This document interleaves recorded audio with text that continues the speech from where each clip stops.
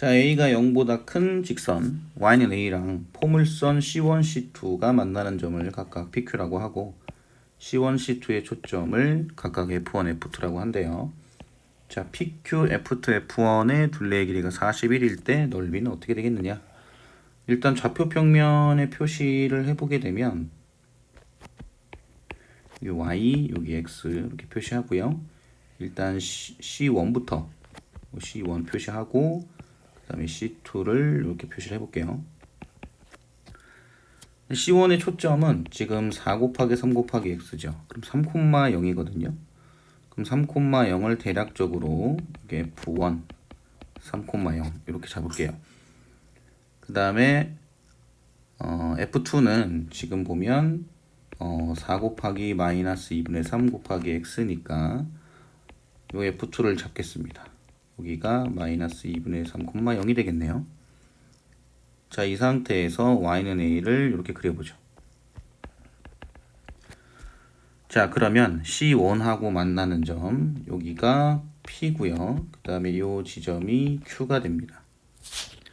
그래서 사각형을 그려보면 F1P 그 다음에 여기 PQ죠. 그 다음에 QF2 그 다음에 F2, F1 이렇게 사각형을 그릴 수가 있죠. 둘레의 길이를 표시를 해보게 되면 일단 F2, F1 여기는 2분의 9죠.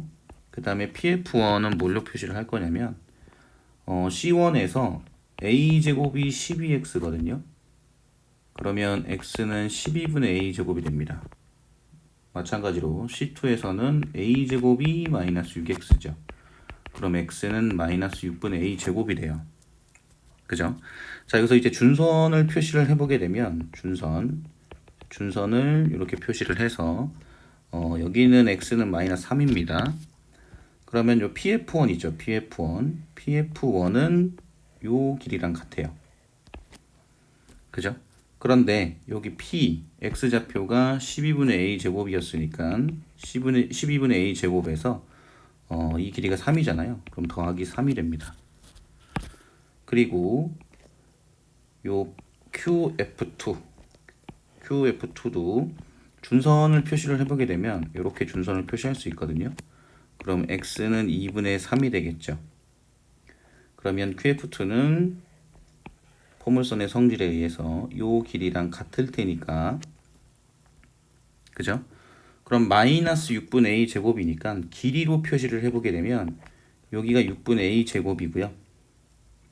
그죠? 그 다음에 여기가 2분의 3이죠. 그러면 QF2 같은 경우에는 6분의 A 제곱 그 다음에 더하기 2분의 3 이렇게 표시를 할 수 있어요.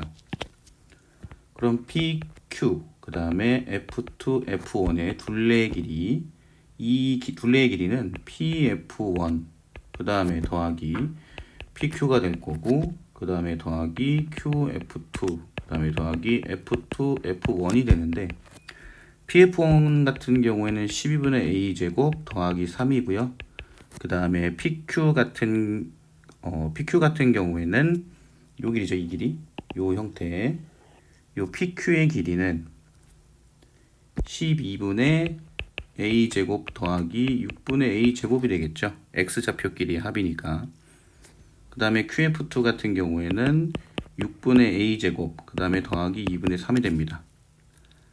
그 다음에 F2, F1 여기는 2분의 9죠. 그쵸? 이게 41이다. 자, 그러면 12분의 A제곱, 12분의 A제곱 요건 6분의 A제곱이죠. 그럼 6분의 A제곱, 6분의 A제곱, 6분의 A제곱이니까 2분의 A제곱이래요. 그 다음에 요 부분은 6이죠. 여기 3이니까 9가 되겠네요. 그러면 더하기 9가 41이 됩니다. 그럼 2분의 A제곱이 32가 되겠죠. 그럼 A제곱은 64가 돼서 A는 8이 나와요. 자, 그 다음 사각형 PQ, F2, F1의 넓이를 구하라고 했으니까 넓이는 2분의 1 곱하기 자, 밑변을 여기 F2, F1으로 할게요.